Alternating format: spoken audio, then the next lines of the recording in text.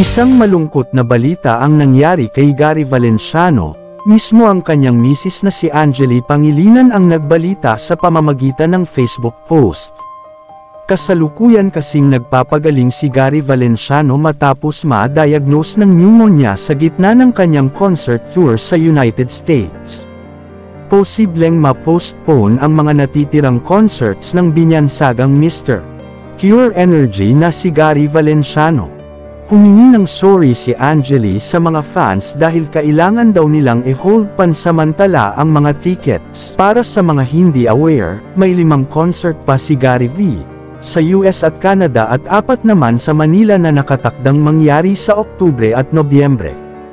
Please allow me to apologize if the tickets for the repeat of the Music Museum series are still on hold.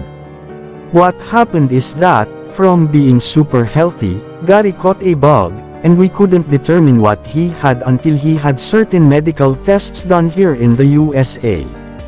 The findings were pneumonia, so we went on red alert, aniya pa. Kasunod niyan ay ibinunyag ni Angeli na recently lamang ay tinamaan sila ng tour director ng COVID, pero magaling na sila.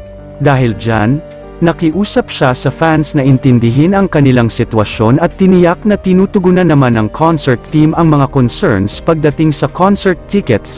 Bumuhos naman ang well wishes messages at dasal para sa agarang paggaling ng batikang singer, pati na rin sa kalusugan ng kanyang misis.